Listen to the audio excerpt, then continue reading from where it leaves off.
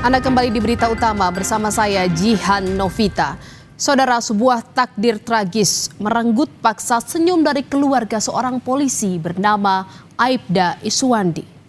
Di balik pintu sebuah indekos sederhana, kehidupan Aibda Iswandi seketika runtuh saat dua pilar cintanya, sang istri dan buah hati tercinta, menjadi korban kekejaman dari seorang pria misterius. Tragedi yang meninggalkan duka mendalam sekaligus memunculkan pertanyaan pilu terkait apa sebenarnya yang terjadi di balik sebuah kamar indekos di Nganjuk, Jawa Timur.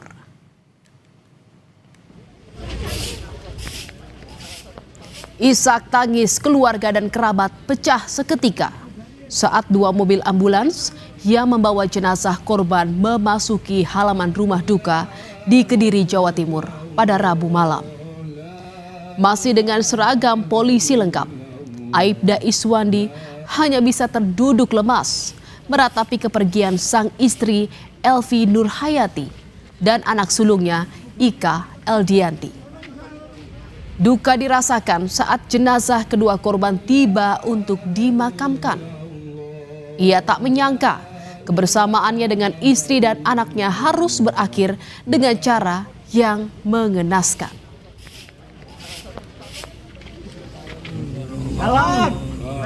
Meski duka begitu menyesakan dada Aibda Iswandi, namun dengan sekuat tenaga, ia tetap berusaha tegar saat mengantar istri dan anaknya ke tempat peristirahatan terakhir. Taburan kelopak mawar di atas pusara Elvi dan Ika menjadi tanda cinta dan persembahan terakhir dari Aibda Iswandi pada istri dan anaknya.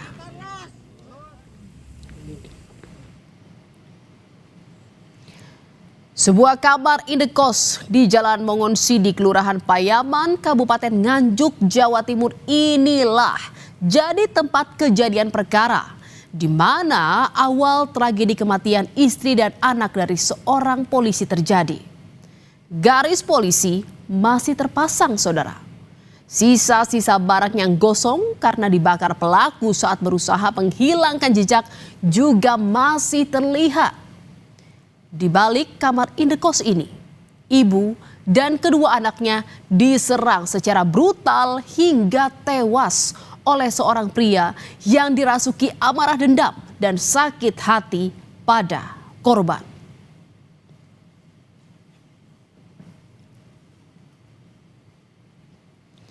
Saudara, Selasa 25 November menjadi malam mencekam bagi Elvi Nurhayati dan dua anak perempuannya. Ketiganya tak menyangka kedatangan tamu tak diundang berujung tragedi, saudara. Pelaku seorang pria berinisial DS datang dan tiba-tiba menyerang Elvi dan dua anaknya secara membabi buta. Jeritan minta tolong dari ketiganya pun memecah keheningan malam, membangunkan penghuni indekos lain. Mendengar keributan ini, penghuni indekos lain berusaha mendekat ke kamar Elvi. Namun, pelaku malah mengancam dengan senjata tajam dan meminta penghuni indekos tak ikut campur. Nggak jelas. Rame-rame gitu. Rame-rame. Kayak orang bertengkar atau bagaimana? Yes, pokoknya lari ke sana ke sini terus bengok ngaten lho, ndak Terus setelah itu yang ibu dengar begitu terus bagaimana respon ibu? Buka pintu atau bagaimana? Saya dari jendela. Itu saya buka sedikit, kok banyak orang ini, ada apa? Saya takut, saya kira anak saya yang dodok tengkarap, tapi tidak saya bukakan. Lalu terus setelah itu? Ya sudah, saya tidak keluar, takut. Saudara, ketiga korban yang sudah tak berdaya akibat penganiayaan sadis ternyata tak menghentikan kekejian pelaku. Pelaku berinisial DS yang masih menyimpan dendam menuangkan bensin di beberapa barang korban dan membakar kamar korban. Usai membakar kamar itu, pelaku pun melarikan diri, saudara.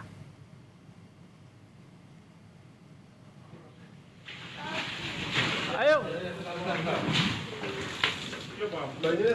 Warga kemudian mendobrak kamar dan menemukan 3 korban sudah tergeletak dengan luka parah.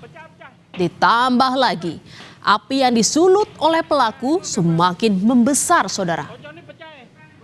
Khawatir kebakaran merembet ke bangunan indekos lain, penghuni indekos dibantu warga berbondong-bondong memadamkan api.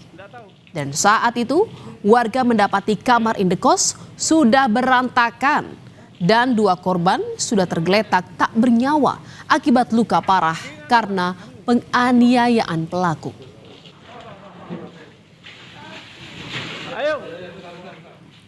Namun yang tak diketahui oleh pelaku adalah salah satu korban, yakni anak bungsu korban, berhasil selamat dari maut, saudara.